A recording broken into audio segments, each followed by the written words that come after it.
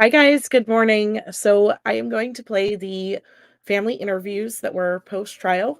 There is quite a few of them, but I'm going to go ahead and play them in their fullest extent. It was brought to my attention that people in the UK cannot actually see or watch the interviews because of the broadcasting rules between the UK and the US, apparently. So, I'm going to go ahead and play these for those of you who can't see them. So,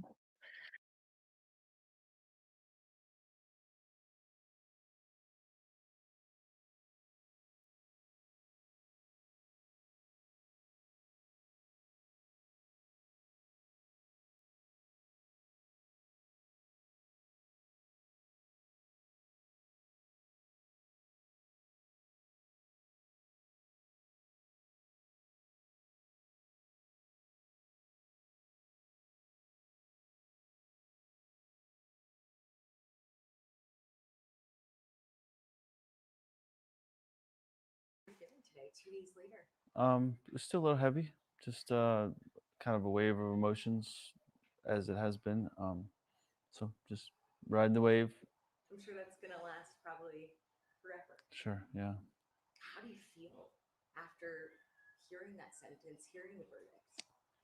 Um, it's good. It's for me. It's just finalizing. We hoped and kind of expected that. You never know, as that's why we go through the process to make sure it's right and it's done appropriately. But for me, it's finally that piece of the pie is finally over, and we can move forward into what's next for us. You know, having our family and growing together, and just loving our boys and remembering them, and just dealing with the emotions as they come.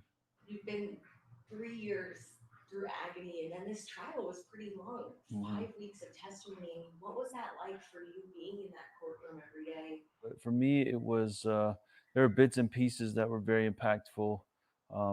I think to a few things. One was the very beginning when I got the message from Tisha actually that they were requesting dental records.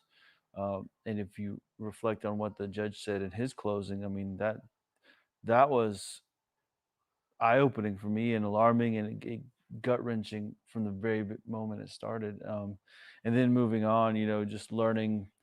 I knew a lot of the case just from being involved in those calls and whatnot, but there was so much I learned throughout the case that was, yeah, it was emotional and kind of riding the wave again. But I did also try to be objective with as I sat there and listened, um, because like I just said, you never know. We never knew what to expect, how the jury was reacting, and what their decision would ultimately be. So having that objective approach, I just wanted to be prepared for whatever was to come.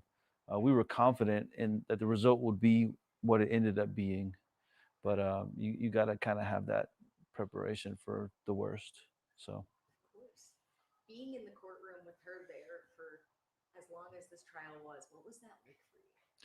uh, it was not as emotional as you might think. I think I moved. I hesitate to say move on from Gannon. I moved forward from those circumstances, but I moved on from her. And I think if you heard my statement, I want to be totally separated from her in every way. So yeah, that was part of the objective approach. Yeah, I did glance over from time to time and observe her um, emotions or reactions or whatever she did or didn't have, but more of from an objective, totally removed from her. If that makes sense. Sure.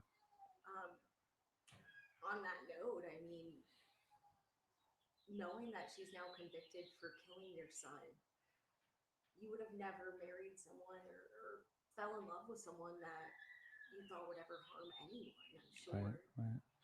Um, so yeah, I didn't hesitate to say, kind of describe briefly those feelings from the beginning. She was, as I described her, very intelligent, a beautiful woman, fell in love, and but she also had this background of uh, education, certifications, call it job history of work with children across the board of many different areas. So when it relates to that trust, what more certified or educated person could I find as it relates to the care and well-being of my children? So, yeah, that makes it all the more gut wrenching of what how it got to that point. You know, it just doesn't make any sense.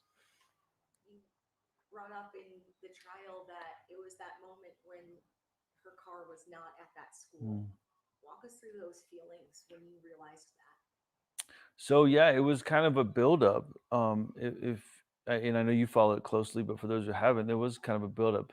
You start with that initial, you know, missing report, and then the request for dental records, and then when I got home, there was, and I think I may have said this in my testimony. It got objected to, but there was reports from neighbors that he had not been seen leaving the house on their ring cameras or whatever surveillance they had.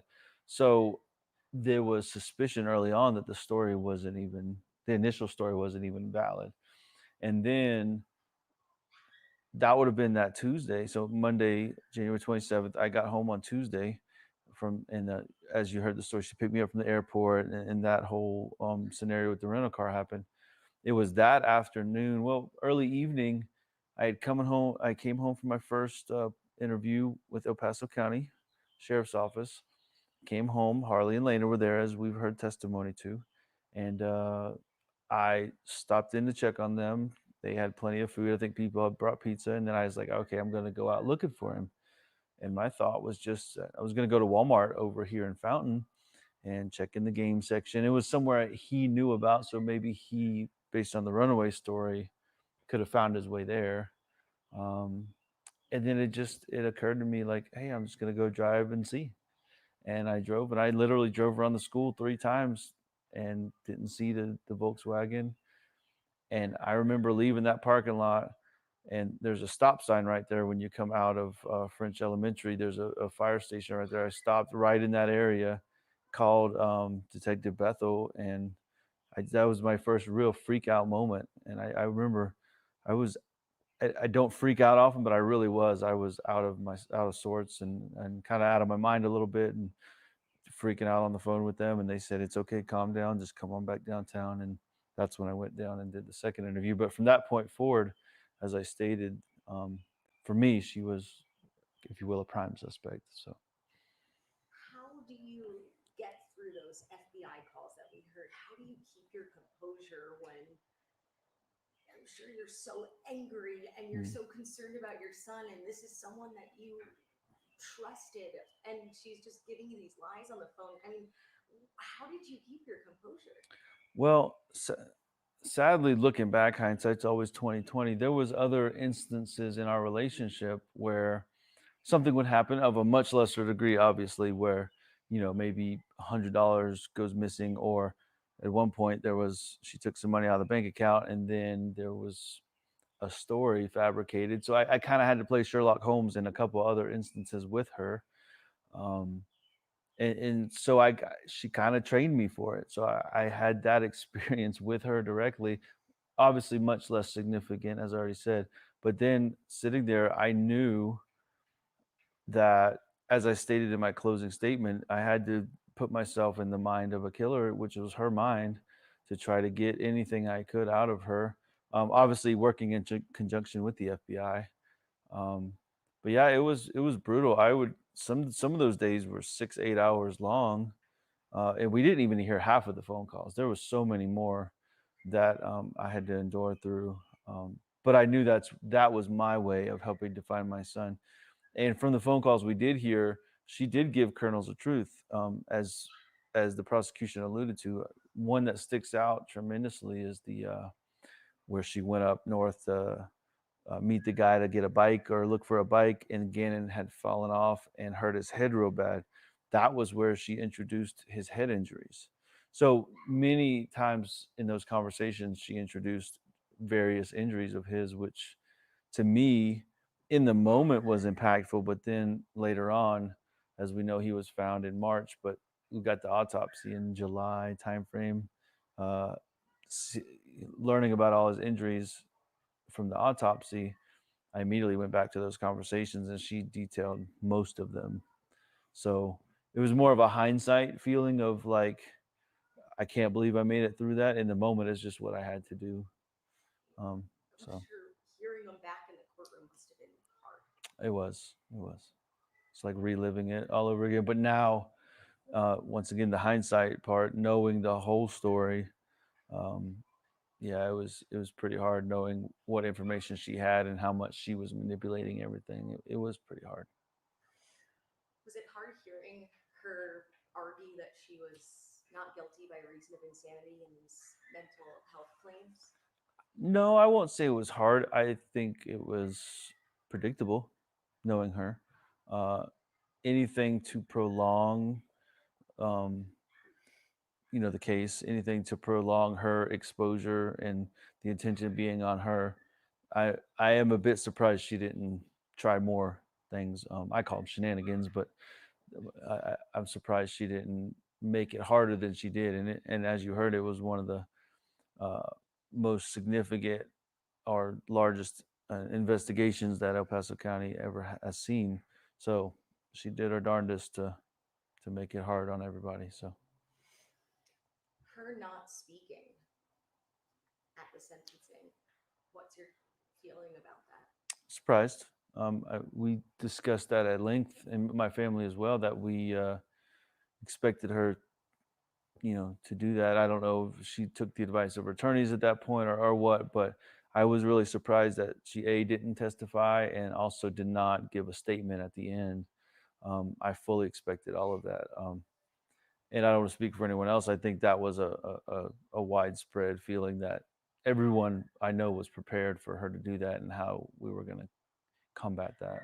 So, Are you happy she didn't, or did you want to hear from her? so those who know me know I'm super competitive. So that side of me, yeah, I did want to have that so it could be another win for the prosecution and my family and our side. Um, but being objective, I think it would have just caused more chaos and maybe not made things more difficult on the prosecution, but just muddied the water. And so it's probably better that she didn't, just being objective. So I know that there was times throughout the case where the judge even had to say something in the trial about her making middle fingers Mhm. and the lack of emotion. Did that upset you? uh you know to a degree, it's you sit there and you like, how can you not have any remorse for what you've done, uh not only to Gannon but to Harley. I spoke to that for just a minute, that I also lost a relationship with Harley through this, but Harley was her pride and joy, and how, knowing what she did and how it affected Harley, how could she not have any remorse or emotion? I don't know. I mean, yeah, once again, I'm trying to be disconnected from her, and trying to getting in her mind would only put me back there. So I just let her be accountable for that. Would you want her to tell you anything if she truthfully would give you an answer? Uh, I think I spoke to that also. I would like to know what his last words were. That's a hard thing to sit here and play and replay. What I see it and how I see it playing out. That's kind of part of the torment that you go through, uh, from the unknowns, that did transpire. I think that's about it. I don't think my opinion is she would ever be truthful about any reasoning or why or any of that. So once again, not wanting to ever be around her or ever be connected to her again. If I could just get that answer, I think I would be all right. But I assure you, I'm not losing sleep over not getting answers from her. That's not something I'm going to allow her to take control over me. It was getting answers for Gannon and Justice Yeah, that's been keeping you up sure. for years. Yeah, yep. And then as I spoke to, trying to find more um, time experiencing him and the memories and stuff, that was and of course I talked to Melissa a lot about that. That's really, I don't know why. I think it's because I refuse, as I said, to allow anger and pain to overcome me. Some people question me, how can you be joyful and live a happy life and get remarried? It's because I choose to live that way. I don't choose to live with anger and vengeance and those things that I feel poison you and make you act in a way that is not ours outside of yourself, so to speak. So I think that's a big part of why I don't want to be connected with her. You want to move on from Yeah, her and absolutely. never forget Gannon. Sure, absolutely. How do you want people to remember him and remember this case and remember what happened to him? Yeah, that's one. Once again, me and Melissa, especially the past couple of days, have talked a lot about. It's really hard to convey this message properly to just the community in general, but I don't want. Let me back up.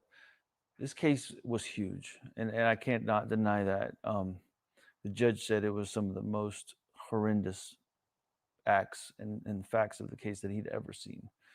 That being said, um, there's millions of other people that have loss in their life, whether it's a parent or a loved one, but especially a child. And that's why our relationship is so special because Melissa understands what I'm dealing with. And I think probably through our relationship, I've learned so much about everyone's loss is unique and everyone's loss is the greatest thing they can empathize with.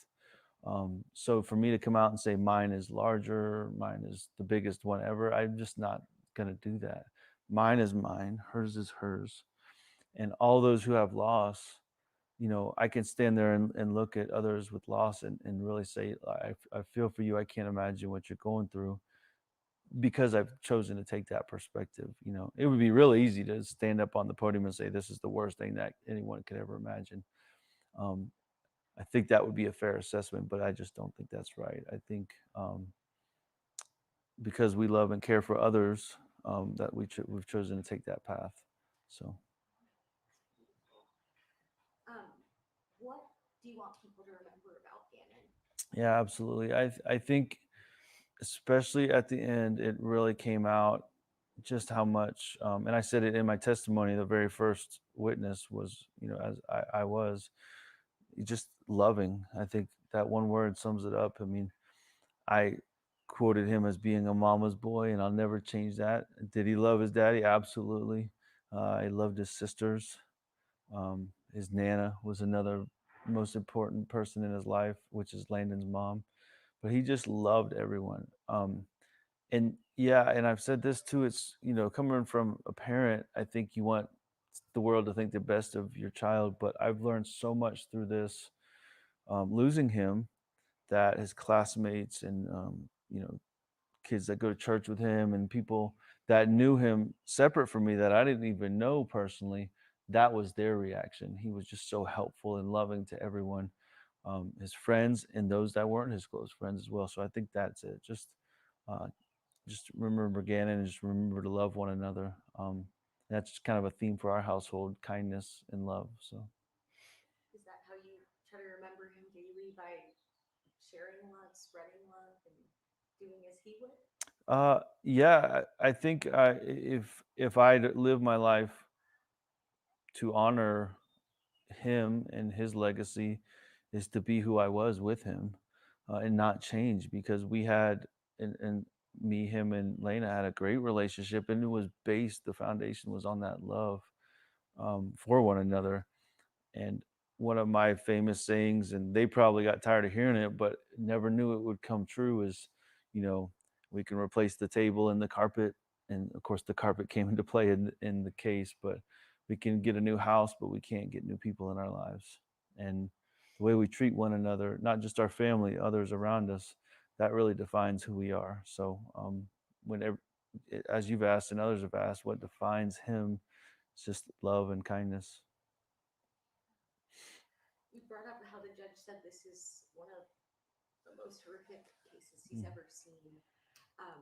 To hear him say that, to hear him say to Letitia, you had so much hatred, you were jealous of Landon, you wanted to inflict pain. When you heard him say that, what went through your heart, your minds? What were your emotions? Uh, I I think it ripped a brand new hole deep inside of me. And yeah, it will take some time to heal.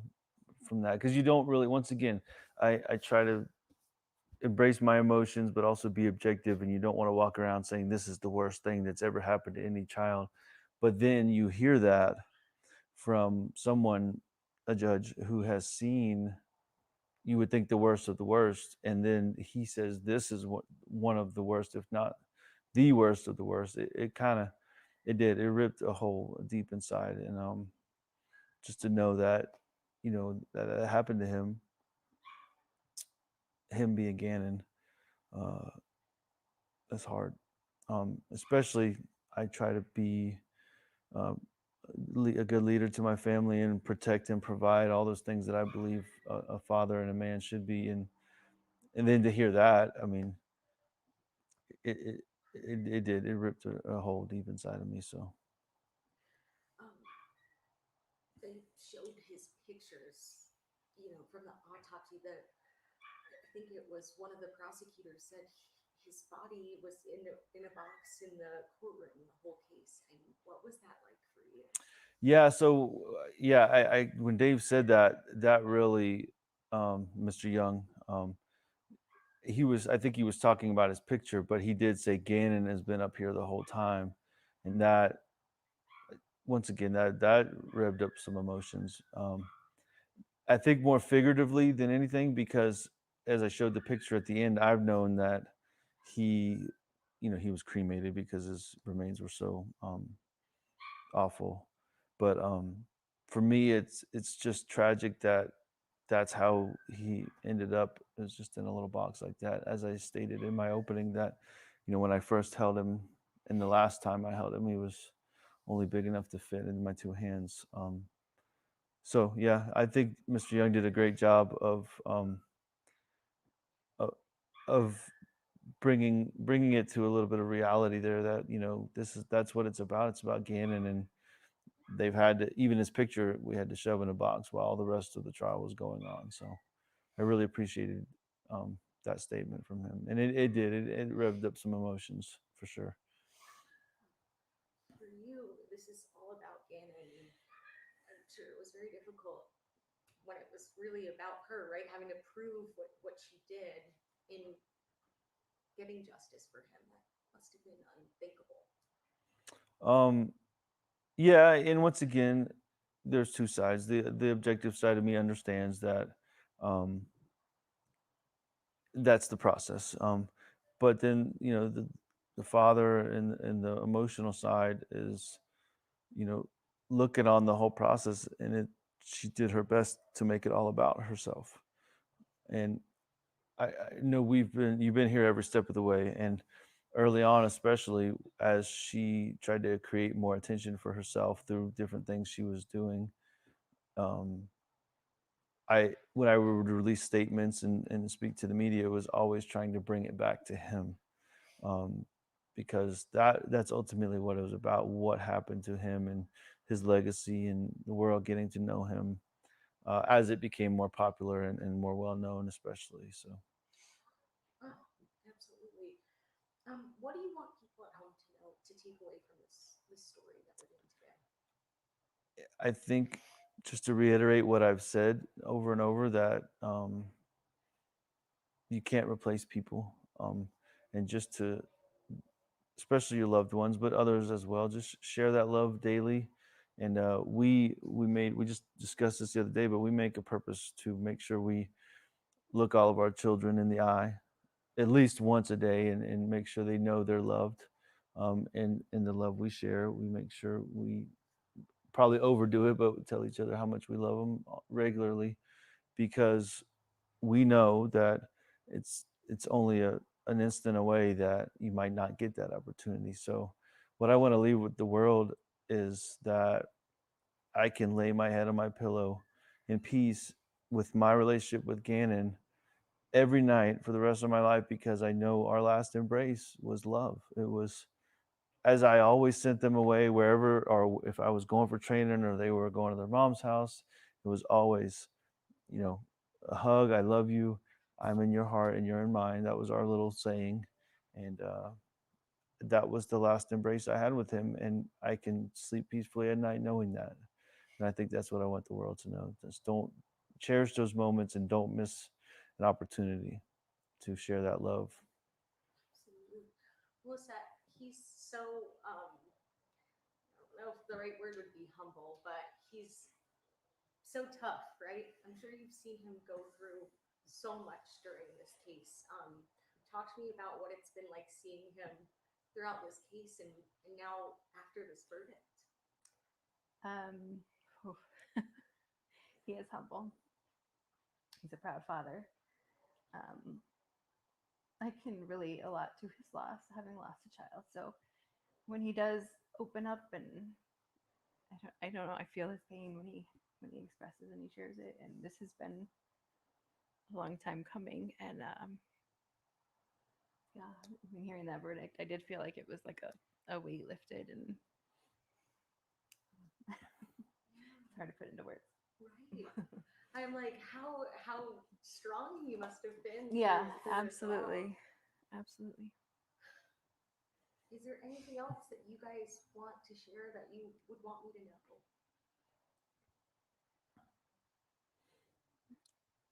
know? I mean, I think I've said most of what I want to say. I'm thankful for everyone. I'll start with you guys, the media, but specifically you and a few others. I think you're aware of that have been there the whole way, but also been absolutely amazing in your respect for what we're going through and what we've been through, and our privacy, but also honoring, when I need space, or flexing with me on that. You guys have been absolutely amazing and truly unforgettable. The media in general as well has been pretty good. I have very few, if any, complaints. I'd say starting from the beginning, the community really showed the goodness and, once again, the love that people do still have for one another. We hear about all the bad all the time, but this is truly a story of unity and togetherness in a neighborhood, moving to a larger city all over the country and even different parts of the world. I've heard about. Um, many thanks to everyone in the, I just call it the authorities, whether it's the DA's office, the sheriff's office, FBI. Uh, Mr. Allen told me recently, he gave me a coin that had Gannon with the cape on, and it has a 22 on it. And the 22 means that there's 22 different agencies in the authorities, law enforcement or whatnot, that have had a part of this. And that's blew me away. I did not know. I thought it was in the 10 or 12, but 22 agencies from around the country that are involved. Like I said, it blew me away. So special thanks to every single person that had a piece of this. Um, I think I want to leave everyone with just a message of hope. Yeah, you've had a lot of experience with me, and thank you for the comment of I'm strong. I'm really actually not. I just hide it very well.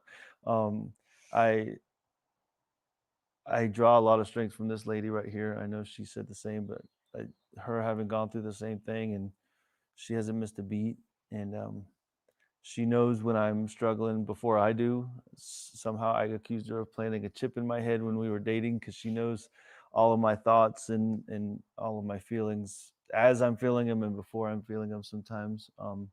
Such a special woman.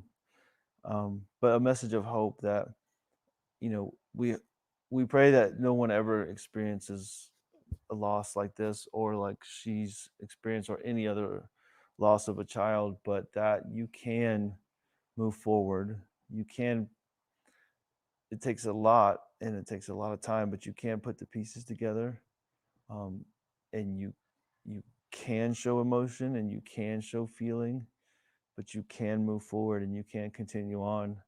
um, Wherever you draw that strength from, we draw ours from God, uh, and I acknowledge others draw it from different places, but that hope that you can persevere and you can move on, or move forward, I should say. That's what I want to leave everyone with, a message of hope.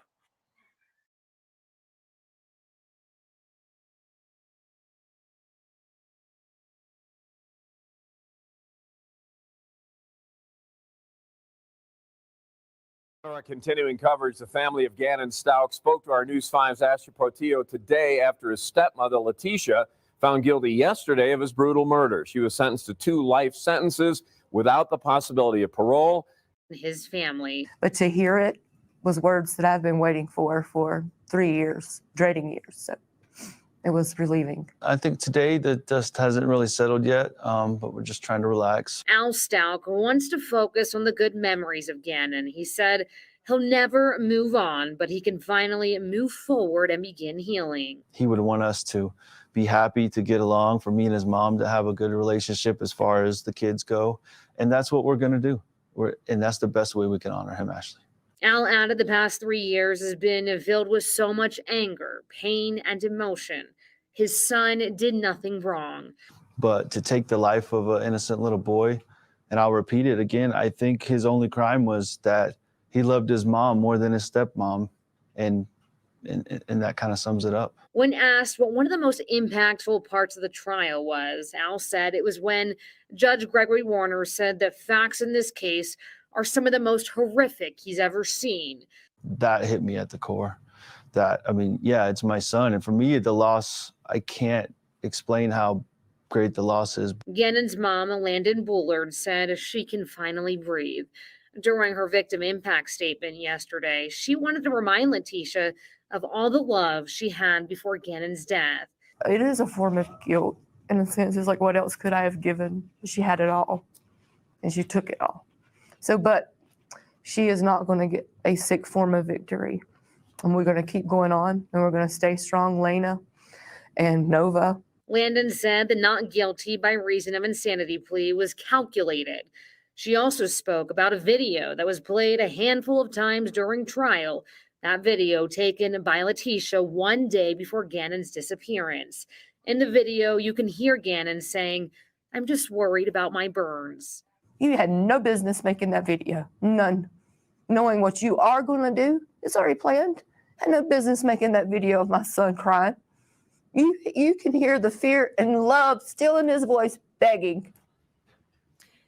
And Landon also said Letitia was very calculated and manipulative, but she did not fool anybody. That's exactly what she said. Al also said Gannon was, of course, a very loving child. He loved his family. He loved his siblings. He says he'll always remember Gannon as a boy with a huge heart, joyful, and always telling all of those silly jokes that he told all the time. Boy, it is a tough.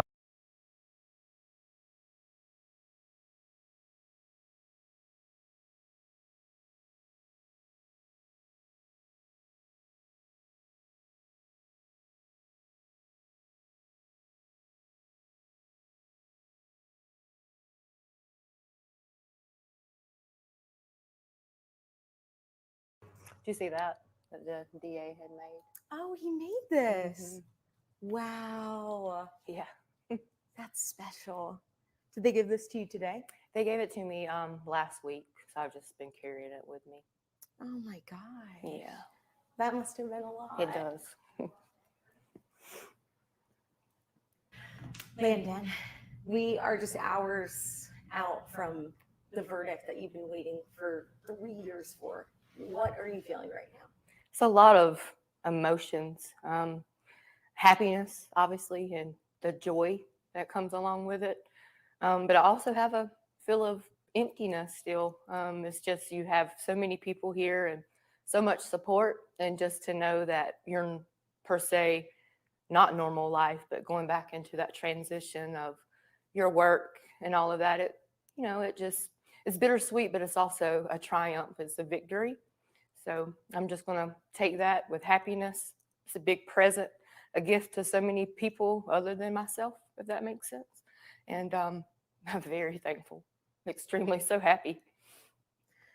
I'm sure you had anticipated this outcome or prayed a lot on it, but to hear it today, what was that feeling? Peace, because all I found was peace. For more than 3 years, I've struggled. You try to put puzzle pieces together of what makes sense, and no matter how hard you try to make sense of it, it never made sense to me. But to hear that the verdict today, guilty, made more sense to me, knowing that that person is going to spend the rest of her life behind bars, It's words that I've been waiting to hear for a very long time. Hearing the judge tell her straight out, you were jealous of Gannon's biological mom, you, and that he didn't believe her case. When he said your name and talked to her like that, what was that feeling for you? First of all, I couldn't consider her a mom, just for the things that she did, and just sitting there with no remorse, no empathy. And for him, the judge, Judge Warner, to say those words and to basically to tell the story from his perspective and his professionalism just gave me the fulfilling of grace, gave me a fulfilling of my faith has been fulfilled. It instilled a little more trust because I've lost so much trust in this whole process. But just hearing him say and to tell the story from his perspective, I don't think we could have had a better judge. He done wonderful. And to be there and to hear everything that we've had to hear, I think he was very compassionate as well. And I take that as a blessing. You've had to hear a lot. 5 weeks of the worst possible things being talked about with your son, with this person that is now convicted of murdering him. Was there a moment that was extremely hard, a harder part than others? Yeah, there's two in particular that I can't get rid of. One of which is the video where he says, "Pinky promise." That's all I hear is "Pinky promise." And then the other is when she imitates his last breath. That really got to me. I think that was a huge jab, and it just shows you how evil a person could be. That also made me aware of more signs because I try to take people as good people, and that's a flaw. I also think it's a gift because some people, you don't never know what they go through, and you can try to help them, if that makes sense. But with her, Tisha, there is no help. There was never any help. So those two things I don't ever think could ever go out of my mind. But to have the verdict of guilty, it puts a little bit of comfort on top of it. But those two things just stick out more than anything. They haunt you. Yeah, they haunt me. Being in the room with her for 5 weeks after 3 years of waiting, that must have been tough. Yeah, it was real tough. You have to look at that person. And she's made eye contact with me a few times, and then it's just like it burns my soul. Like it just like, how can you even look at me? How can you even look at anybody in the family knowing what you did and you still can't admit it? It's just, she is the definition of coward and evil in my eyes. And the sad thing, 18 stab wounds, 4 blunt force to the head, a gunshot, all of that. Gannon still loved her, I believe, in his last breath, because that's who he is. And I don't want to try to be a biased mom, but my son was different, very different, and she took advantage of it. And she was blessed to even have him in her life. They talked about how she texted you in those days, the day that he disappeared from his phone. At that point, did you have trust in her? I trusted her. She was supposed to pick me up at the airport. She was supposed to pick me up at the airport. Little did I know my son's body was in a car in that same airport. Yeah, I was totally blindsided by it all. It was all, great, let's get here. Let's look for Gannon. And when I got there, there was no Tisha. And then even before I left, I felt like something was off with her. And then when I got here, it just really put the bow on top. It's just like, she is the person. And it destroyed me. To think she did something. Absolutely. I would have never imagined. At 11 o'clock, my time, a little bit at 11 o'clock on the 27th, I had to wake up from a phone call saying that my son is missing. I know exactly where I was that day. And that's another thing that will never go away is, You called me. You're telling me that my son is okay. You're supposed to pick me up at the airport. You're supposed to look for my son, and you never did. And the sad thing is, I think that's what took my son's life, is the hate that she had. Nobody should have that amount of hate whatsoever. None. And she is the epitome of evil. She searched hating your son. Gannon has told me before how much he loved her. And for her to even compare his name to the word hate bothers me, because there's not a bone in his body that describes hate. And for her to even say that just kind of depicts of who she really is as a person. And we were all blindsided by it. And that's something that I will forever hold in my heart. It is guilt, in a sense. It's that, why did this ever happen? January the 7th, the last time I seen my son, I should have just grabbed him out of that airplane tunnel. But I couldn't. I didn't know any of this was going to happen. So, but today we got justice. When she did this not guilty by reason of insanity plea, how does that feel for you? It's a slap in the face. I've known her, gosh, I think a little bit even longer than I've known Albert. Like, we coach, we play ball together, and to say insanity as all of her life, she's said, I'm this person, I'm so great. I don't even know what's true anymore, to be honest with you, because I trusted her. I befriended her. I loved her. And that is the definition of ultimate betrayal. She is a mother. I can't even say that. She's not a mother. She should not even get that definition, but there's more people that are suffering because of this. And you can't show empathy even when your daughter's there. So it's sickening to me.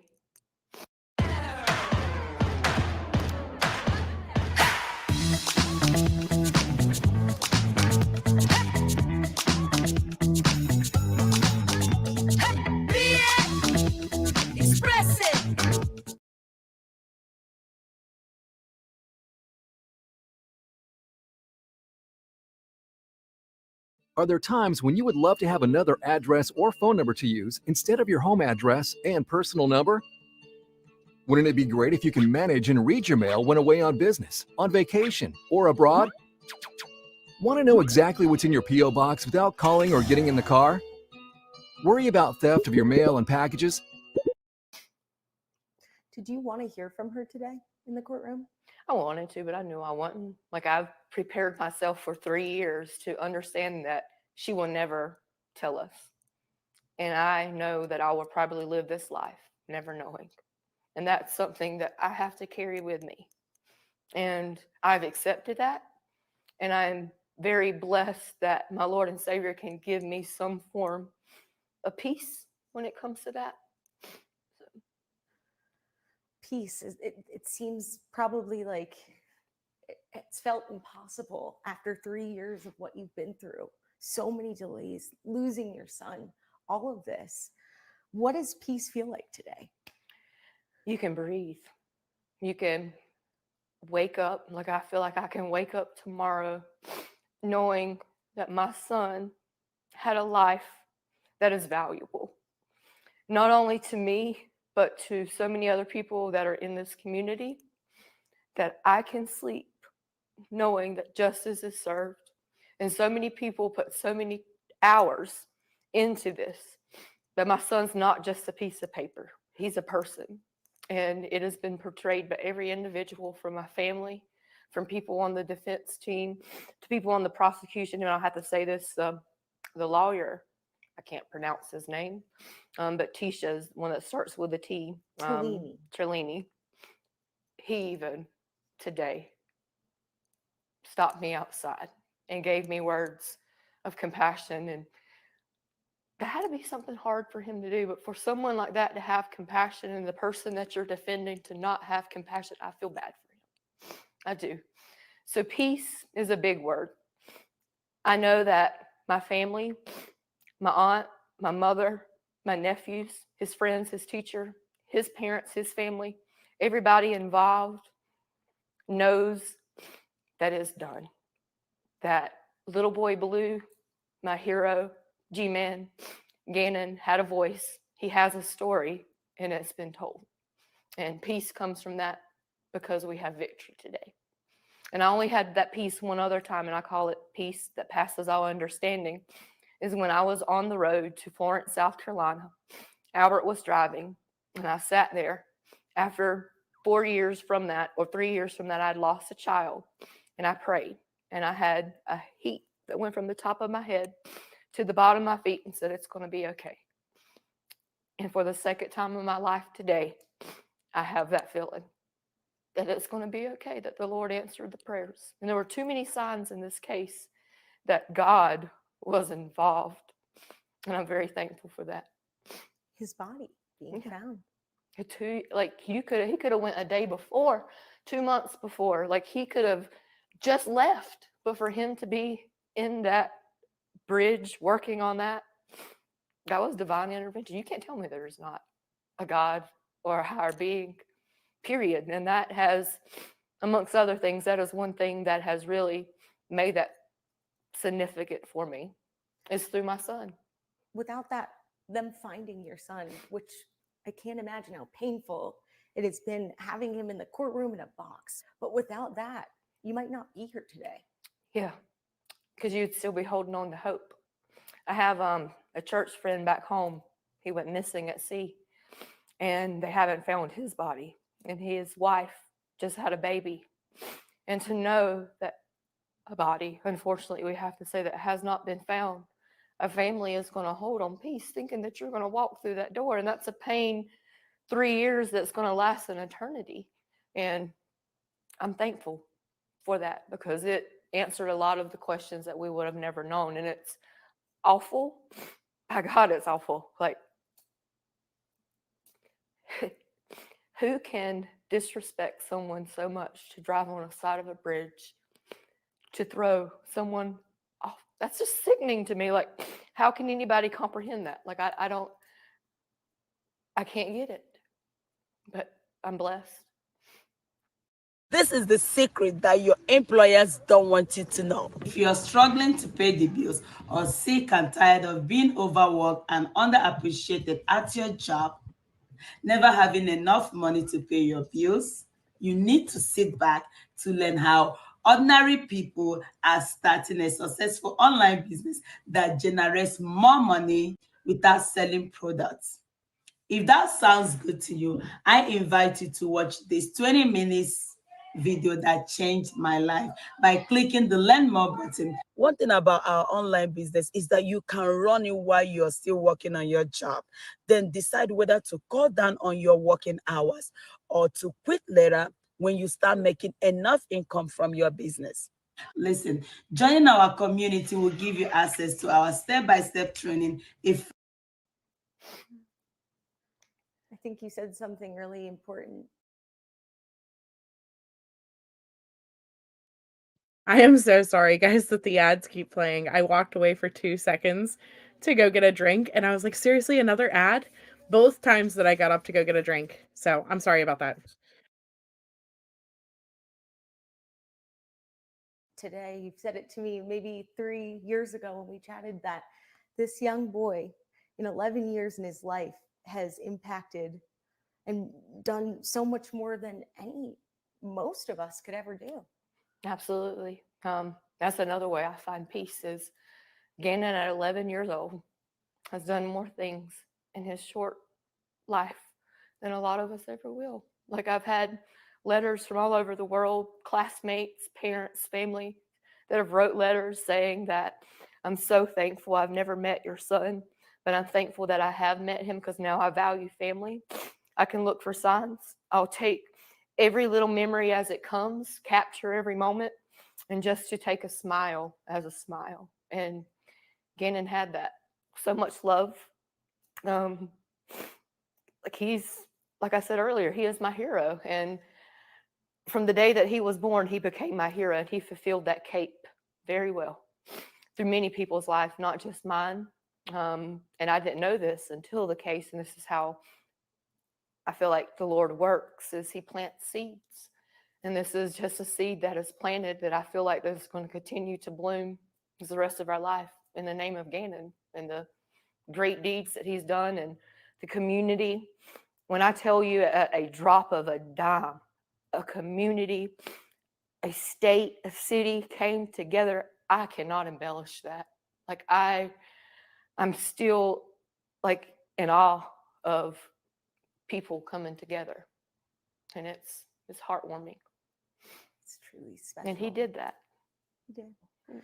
There's a lot of things that people probably don't understand not being in your shoes, going through the past 3 years, going through this trial.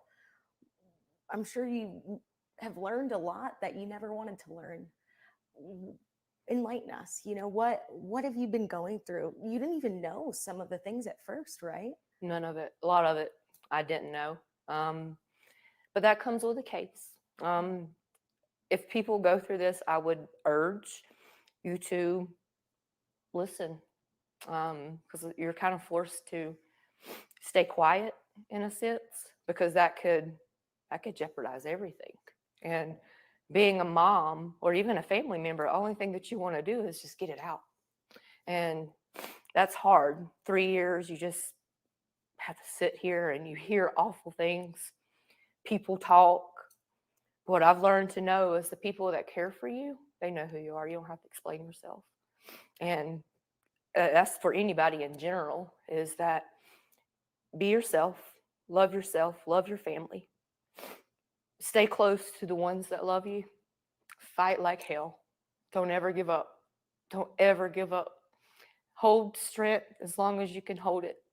When you feel like you're giving up, just pray harder. Reach out to the people that love you, because it's hard being alone. And I can say during this whole process that I've had a community and family and church people that have came together. In this 3 years, I don't think it would have been a lot worse, but to have the good people, and even including yourself, you've been here since the very beginning. And those 3 years it's been awful. You have people asking you questions. I have my 4-year-old that is asking me questions. She asks me questions like an adult, and sometimes you don't have the answers.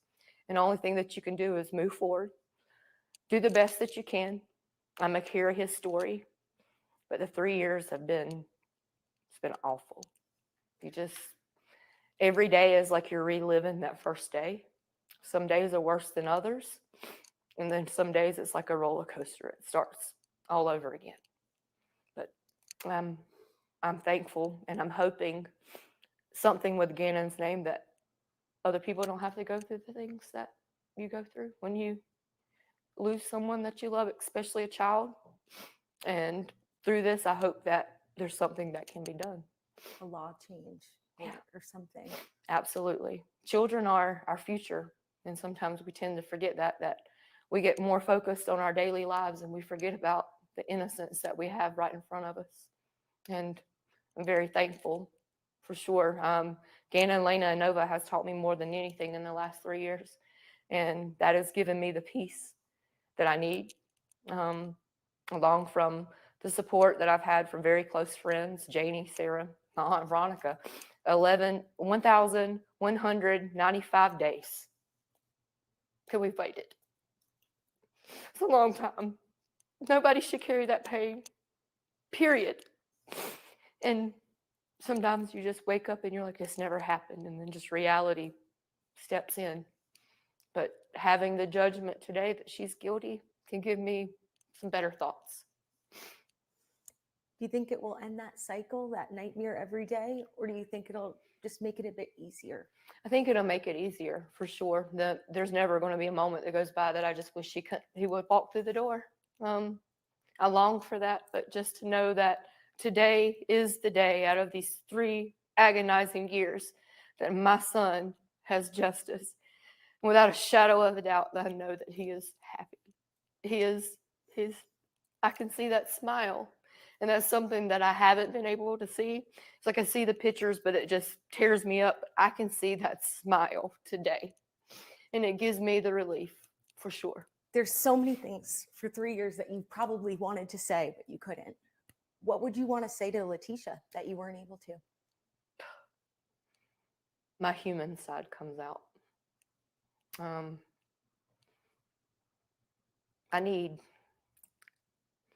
It's hard. If I could say things to her, I think I've said a lot of it in my statement today. But if she had a drop of love that Gannon had, she wouldn't be sitting there today. And if I could tell her anything, it would be that she needs to get her life right. She needs to speak up. She needs to let everybody else know what they deserve. They deserve to know the reason. I may never know the reason, but she needs to speak up. And if she never speaks up, I know that justice has been served today. And if I look her in my eyes, I can't tell you that I can look her in the eyes without me getting up and handle it myself. That's just human. But I have got to know that the Lord is going to take care of her, and that it says, vengeance is mine, saith the Lord. And I've got to trust in that. Because me being human, I couldn't sit in a courtroom for 6+ weeks without God, without my family, with a person sitting less than 10 yards away from me. I would just ask her why, over and over and over. And I still don't think I'd get the answer, though. So I have to leave today knowing, and I'm okay with it, that I may never see her face again, that I'll see my son smile, knowing confidently that this community worked hard, the DA worked hard to convict her, and I'm happy. I can't even imagine getting up today, talking in front of her, talking to your son, addressing her, the judge. That must have been hard. It was awful. I woke up this morning, I remember telling them I was shaking. We got the phone call that saying, hey, we need to hurry up and get to the court. And it was kind of a surreal moment. You're like, this is really going to happen. And then you know it's going to be 50-50. Which way is it going to be? And I had confidence that we were going to hear what we hear today. But waiting, that's brutal. It's hard. And with composure, the only thing I can say, it's for Gannon. I would not be able to get his story out. Am I hurting? There's times that nobody sees me. And I'm letting it all out. Because he deserves my strength. He deserves my love that he will always get. He deserves his story told the right way. And that's the only way that I can tell it. And I do believe, and I know in my heart that he has been with me every step of the way. This is how he would want me to act. A while ago when you just asked me the question, what would I do if Tisha was sitting in front of me? I had to revert to what would Gannon want me to do. That's what Gannon would want me to do. And I believe that. If people could take away something from Gannon's story, or what you think Gannon would want people to know, what is that? Love. Love. No matter what. Love took him out of this world. If we can have just a drop of love that Gannon had, this world would change. You wouldn't hear about some of the things that we hear about on the news stations. We wouldn't be hearing the story that we're hearing today if we just had that love. And that word is in caps lock. Like it's imminent, like it's important. It's important for you to tell others that you love them. When you wake up, make sure you tell the people that you love them, because that word, the meaning, it can go a long way. Some people can just be holding on to just a little bit of hope. And that 4-letter word, love, can change your life. And that's all that I know. Sometimes I'm a little naive, if that makes sense, but I try to love. And that it's hard to love it sometimes, but once you disperse the love, it becomes contagious. And Gannon has done that.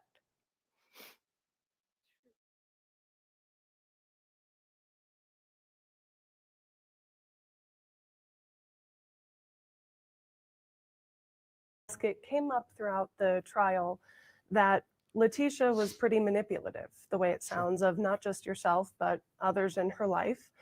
But you were married to her. Mm-hmm. So how bad was the manipulation? And maybe you see more of that now that the relationship is over. To what extent was she a manipulator? I think that's one I'll leave alone. I'll let the public kind of make their own determination on that. I think we saw enough to see. Maybe I didn't see all of it, but yeah, she was pretty good at what she does. So I'll leave it there. Okay.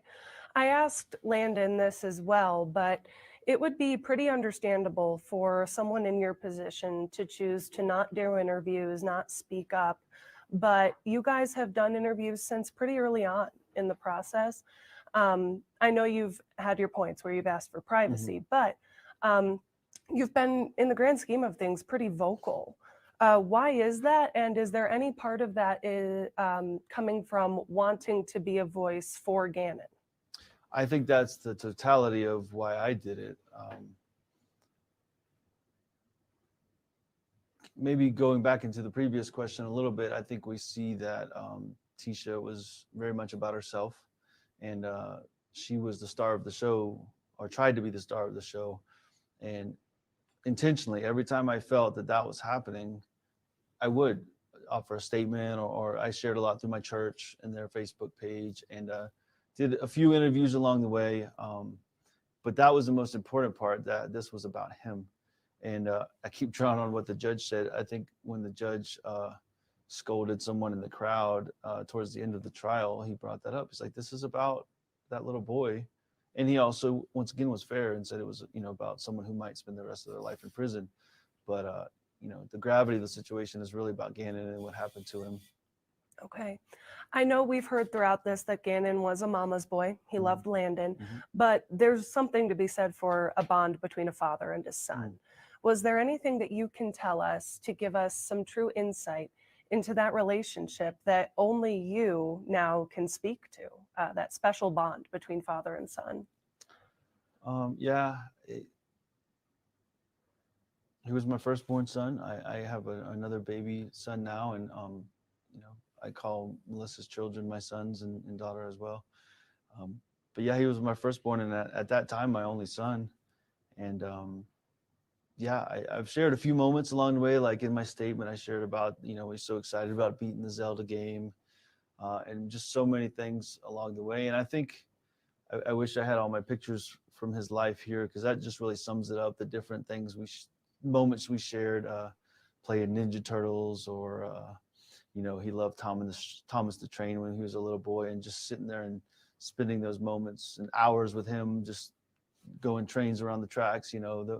Those are the bonding moments, and those are the memories that I want to get back and experience some more. And I've shared that those are some of the things that I've lost, trying to stay away from the pain. But yeah, the 11 years I had with him were special, and the best times we could have possibly had. We went to Disney World, went to Hawaii, just shared all kinds of great memories. And yeah, it was just an amazing time. And we made the most of it, like I've already said. So I know yesterday we saw a photo of him holding up a sign that said future soldier, I believe, or something to that effect.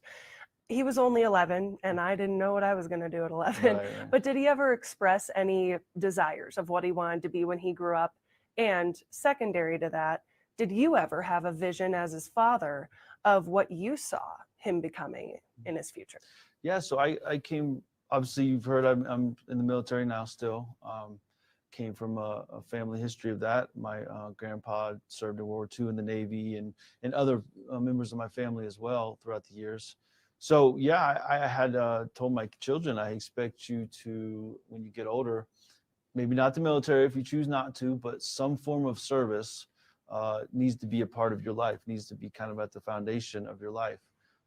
Once again, drawing on what I've said, it's the people in our lives that matter, and the people that surround us.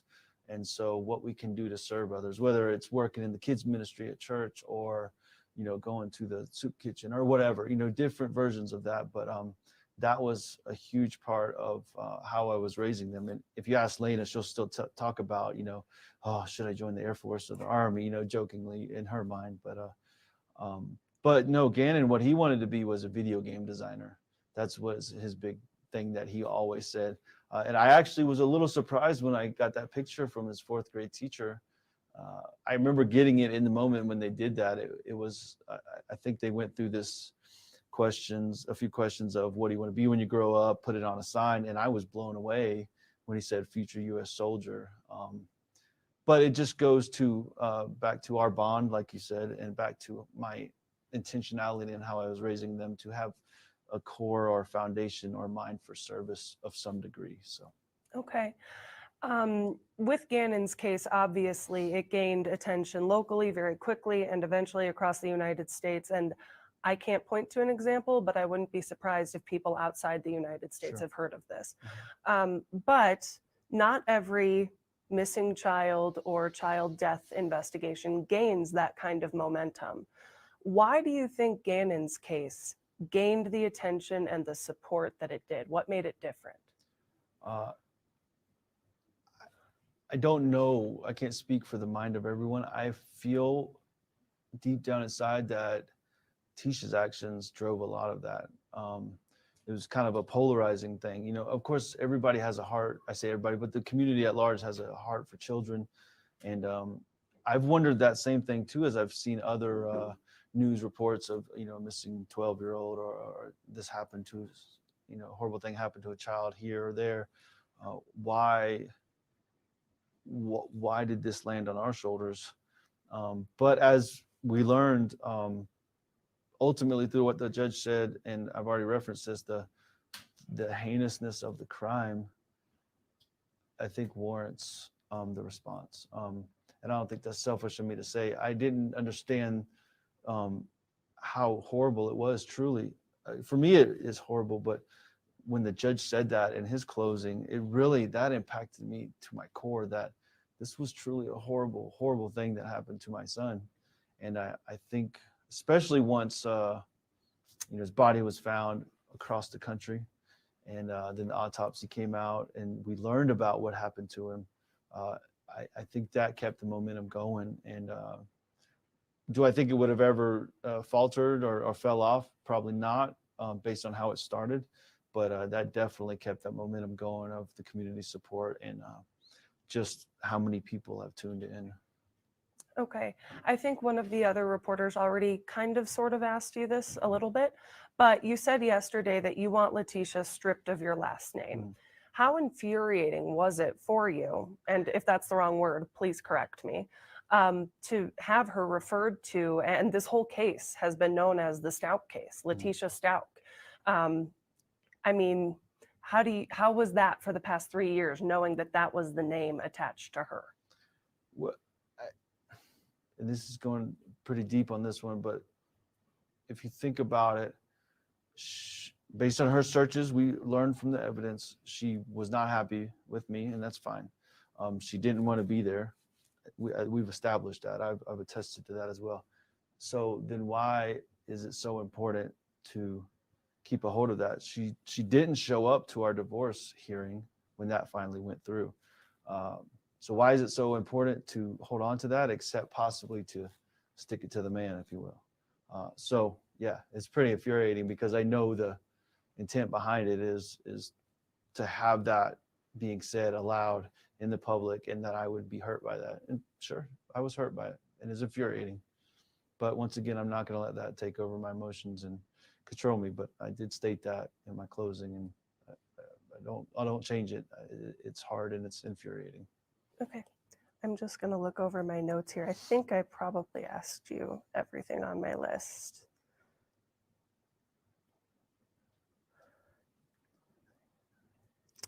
Yeah, I think that's all I had, unless there's something that you feel needs to be said that hasn't been covered throughout all of this. I think we're good where we're at now. Okay. Yep.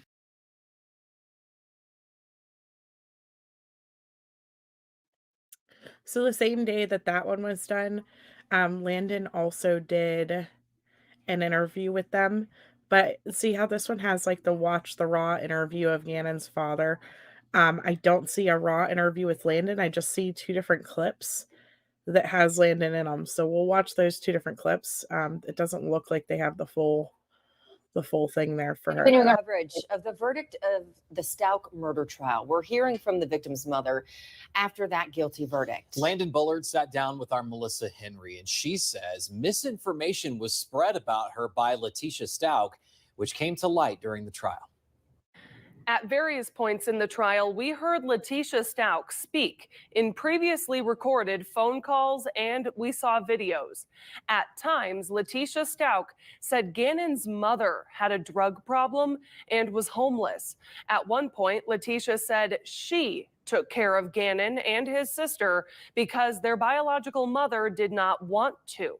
That mother is now speaking out, saying those were lies. She says those statements about her character were made in reference to a time when she was in the hospital, when she trusted Letitia to take care of the kids as their stepmom. I asked Landon Bullard what she wants the community to know about her now. The drugs and me being homeless, people had to prepare their children to meet me when I came here. If I was a drug addict and a homeless person, I would not have my daughter. I would not hold a job. I've never not had a job until I was in the hospital. And to take that time and totally twist it, it hurt. And it bothers me still, but I have to move forward. I also talked with Gannon's mother about who Gannon was. She shared details only a parent would know, talking about his smile and personality. We want to continue our coverage of the Letitia Stauch trial coming to a close with a guilty verdict and a life in prison sentence. My son, I was chosen to be his mom. There was nothing more in this world that I wish. And he was chosen to be my son. I was chosen to be his mom. There was nothing more in this world that I wish I could have been there, because I would have took every moment that he endured. Landon Bullard, Gannon Stauch's mother, says there is one part of the past 3 years that she keeps going back to in her mind. Gannon's last few moments, likely spent with fear. Because I believe she told him in the car for that 30 seconds that she was in there that she is going to hurt him. And that's how I believe it all started. So that's something that I hold. Bullard says she considered her children's stepmother, Letitia Stauch, a friend and a helpful co-parent for years. I've always kind of looked back and wanted to see if there were signs, and I can't say that there were any. She was someone I trusted. I could, when I was in the hospital with my daughter, we talked on the phone. And I still can't process it through my head that this happened. I would have never imagined it. And then the manipulation, not only for me, but through her family. Bullard says over the past 5 weeks of trial, she never saw any remorse from Stauch in court. I think what's left for her to say is, I'm sorry. And she doesn't know it to me. She owes it to Gannon. Now that Letitia Stauch is convicted of killing 11-year-old Gannon back in 2020, Bullard says she can focus on the happy things about her boy. But he would smile everywhere that he goes, into church. He would just smile, open the door for others. And that's where he got G-Man from, as a gentleman. You're just such a little gentleman. When I look at videos and his smile, it just gives me the sense of how blessed I am. And that's what I feel like his story is the love and the passion that Gannon has, that we all can learn from it. I know I have. And that's my boy. Is just happy. In Colorado Springs, Melissa Henry, KKTV 11 News.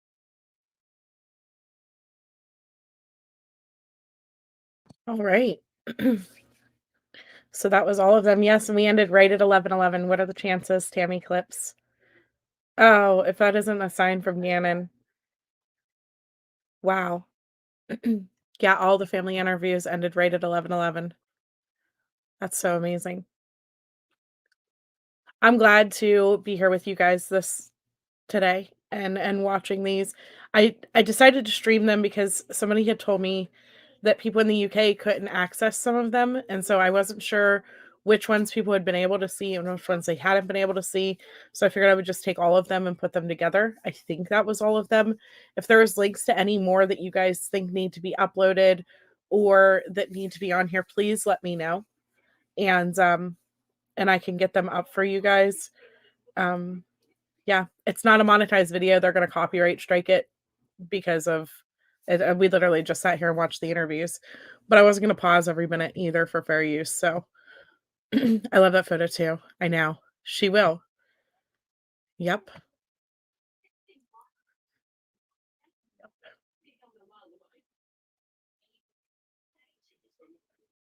Oh, and then I seen this one somebody made this one. I thought that was nice too. I'm glad to know that she's in prison though, and she is put away. This is her mugshot for those of you who didn't see it earlier whenever I shared it. I did put it up on my community wall as well as soon as it came out.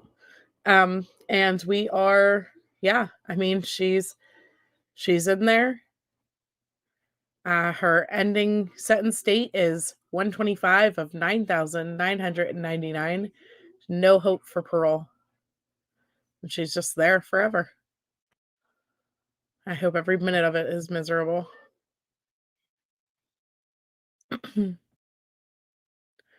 Yeah, when Landon said Letitia is not a mother would be betrayal. When you trust your kids to another woman, this happens. So she's so narcissistic, right?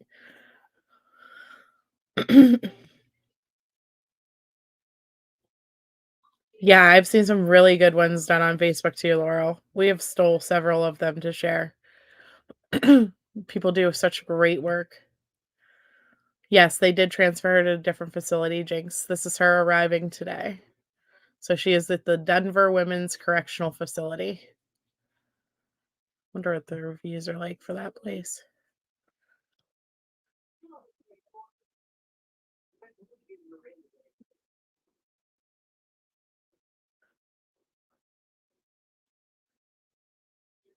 I'm going to get you guys the inmate mailing address.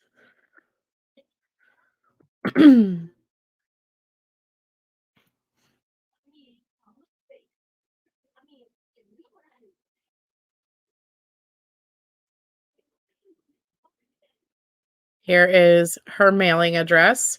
If anybody needs it, this is where the inmates go. Remember, they will read your letters, but I think it's about time that we all start sending our apologies. Oh, man. No, just kidding. Don't write her. She does not deserve to get letters.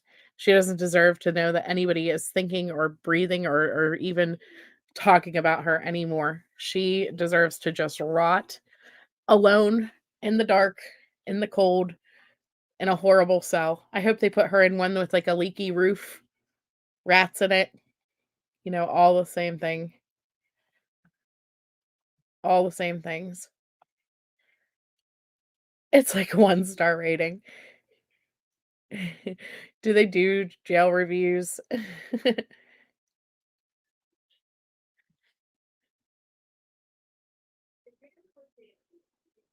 Oh, it's actually a 3-star rating, so but mostly about working there is what the reviews are about.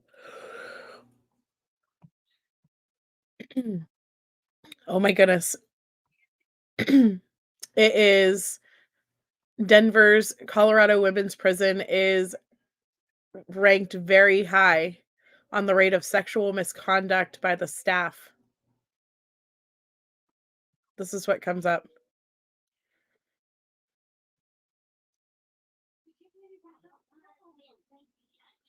So oh, this is from 2013. Never mind. Disregard. That's like 10 years ago. I wonder how, if anything else has happened since then. It's forever ago. That's like one of the first articles to pop up whenever you put it in there.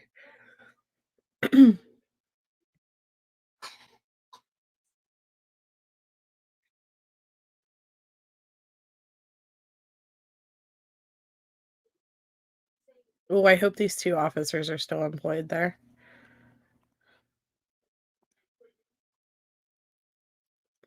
Transgressions of correction officers at Denver Women's Prison raises concerns about inmate safety. Uh-oh.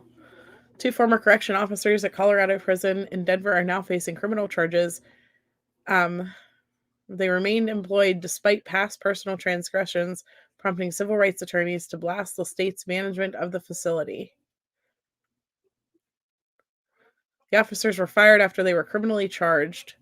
The lawyers believe the state should have acted earlier and more forcefully when the officers were investigated for past problems, ranging from trying to incite fights at the prison to displaying a handgun while drinking in a bar. Wow. What a piece of work. What a piece of work. So they were pleading about unlawful sexual misconduct. I don't know. You know what? I hope this sounds horrible. Like, I don't care. I hope that she has the worst guards ever. I hope that they are mean to her. I hope that she has accidents every time that she has to walk in and out of her cell bars. Like, oops, slipped and fell and hit your face off of that. My bad. Are you okay? Um, I just want her to be miserable every day for the rest of her life and to be forgotten. Yeah, as hard as this was for Gannon's parents, so glad the Lord has given them outstanding strength to get justice. Absolutely. And they've gotten through it. And I feel so bad for Al. Like, it sounds like whoever he went to for grief counseling taught him to shut it off. Like, it sounds like he completely shut off all of his memories and all of his grief and all of his everything to get through this. And I get it. He was having to talk to her on the phone. He was having to do all these different things to help pursue and fight for justice for his boy. But it's just sad to think about the fact that he literally, to get through, to be able to move on with his life, to be able to go day to day to day, he had to shut off his memories of Gannon. I don't know. It's sad. It's really sad. And I hope that he's able to unlock that area of his mind that he has shut off so that he can get Gannon back. I hope someday, some way he is able to get all the memories of Gannon back and leave Tisha out of them, because I'm sure that that's part of it. Like, they're all intertwined with the hate that he has for her. Yeah, it's military council.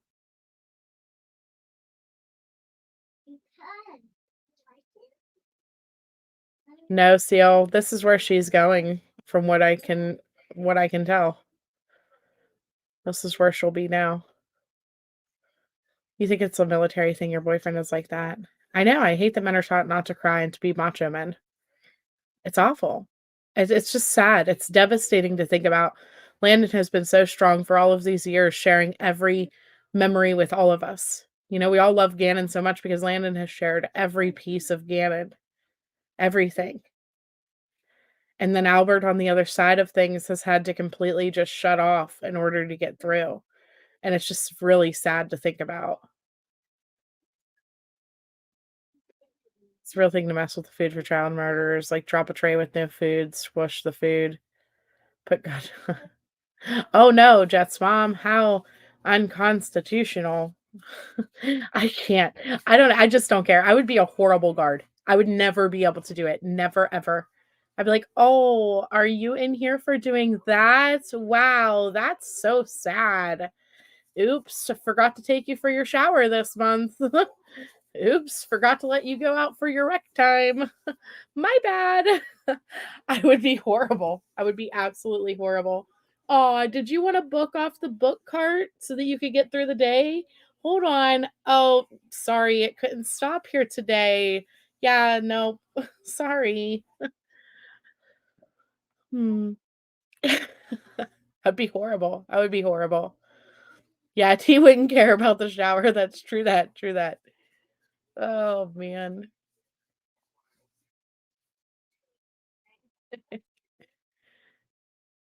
I'd be horrible. I couldn't do it. I could never. And that's sad because, like, I do believe in, like, forgiveness and things like that, and I do believe, like,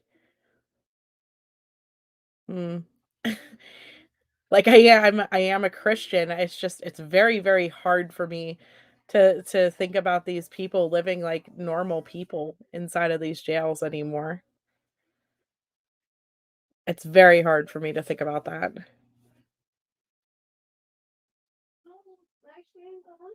Yeah, oops, we skipped you. You didn't get your meal, your poor kosher meal.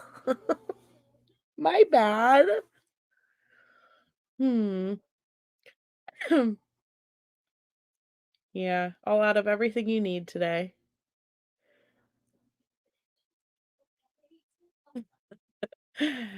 You lost your right to human rights, in my opinion, the moment that you decided to take a child's life or hurt a child or children and like elderly people. Like I have no sympathy for that.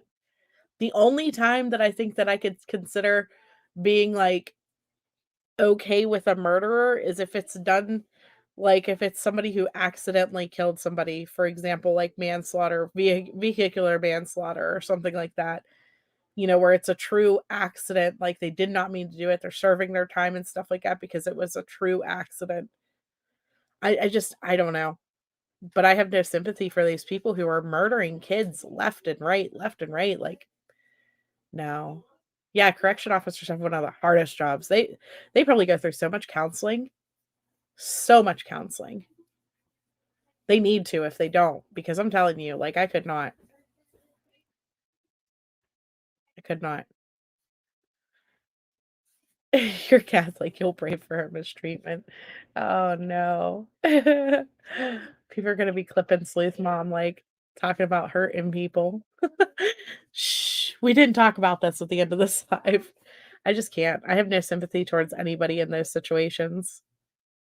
Like, may your blankets always be wet. May there be rats in your cells, and I pray that you have the leaky roof. I don't know.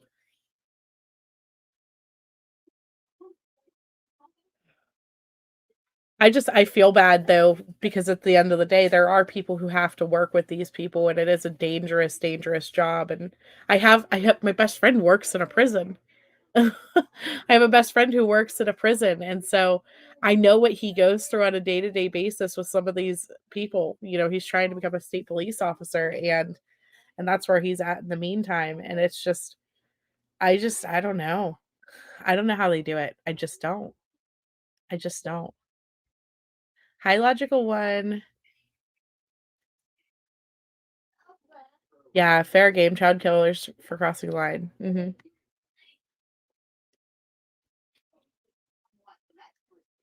don't know. Maybe if jails weren't so posh anymore and they weren't so comfy and they weren't so, like, modern now. I mean, I never in a million years thought that I would hear that they are able to email and stuff like that now. Like, what? Come on. That's no. That's weird. I heard of baby Brianna from New Mexico like 20 years ago. You saw the moms out and dads up for parole. Unbelievable. And so why? Why do they get to do that? Look, guys, if you haven't watched that case that I posted the other day, let me get you the link. It's disturbing. It is completely horrible and disturbing. The Doomsday Parents. Here's the link for it. These people are disgusting. They lost their baby in their hoard. Then they made one of the daughters go find the baby that they lost in the hoard so that they could quote unquote feed it. And it took almost 2 years to arrest them. This baby had nothing in its bladder even. Nothing in its stomach, but nothing in its bladder even, which means how long did that baby starve to death in their freaking hoard? And it took over almost 2 years for the police to arrest them. The other kids were taken immediately, but it took almost 2 years for the police to arrest them. And now they are walking around in Colorado, mind you, happened in Colorado, walking around on $50,000 bonds. They bonded out immediately and are out walking around. Why is this okay? It's just gross. I just don't know. Like, no, you took their life. You took this child's life. You starved your kids. Their children were eating cardboard and fecal matter because they weren't allowed to eat the food that was hoarded up in the corner because they were preparing for the end of the world. So they had stacks and stacks of food and water, but there was no running water to the house, and their kids were eating fecal matter, cardboard, and paint chips. okay, to survive. Yeah. Oh my God, how? They're flight risk. I don't know, Jinx journalists, but they're out on a $50,000 bond right now. Bonded right out. Right out. Meanwhile, she's pregnant again with her ninth child. Ninth child. And just out walking around. Living her best life right now. Yeah, they had a whole bunch of extra food, Jinx journalists. They were doomsday preppers. The kids sitting there starving. To death. Literally to death. I just can't. Like, people are just gross. I can't. And so these people are going to go to jail. This lady is going to end up being in the jail. She'll probably end up in jail with Letitia. And I kind of feel a little bit bad for her because the mom of this whatever, the guy started out dating her mom whenever she was around 10 years old. Okay? Started out dating her mom whenever she was 10 years old. And then at some point started having sexual interactions with her whenever she was around 15 to 16 years old with other children in the room. And then once she turned 18, they got married. How sick is that? Like, this poor girl was groomed from the time she was a child. It's just gross. It's just gross. Craig's wifey, that's the other bad part about that. Child services was called multiple times on these people and nobody ever responded. I know, what's up with the water in Colorado? No offense to the people in here from Colorado, but yeah, there's something going on. I think it has to be like the atmosphere. Maybe because they're like too close to the sun and it like bakes their brain a little bit. Something along those lines. I don't know. Yeah. Yeah, he definitely groomed her, Jinx. Definitely groomed her. It's horrible. It's all horrible. But he was having intercourse with her whenever she was 15, 16 years old with his daughter in the same bed. And so that's why we were questioning the other night on that live. And I didn't want to say too much because her mom was in the chat. But we were questioning the other night on the live, could some of these children that were undocumented actually belong to the daughter? Because what type of dad is comfortable having these type of relations with the daughter right in the same bed? It's gross.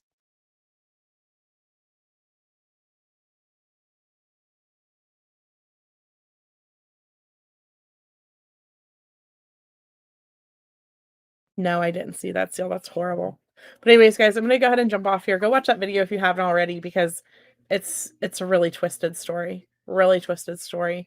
I'm going to go ahead and and shut down because I do have a live planned at 1:30. We're going to talk about the children's book author who killed her husband. So I will see you guys at 1:30 for that. Love you guys. Bye.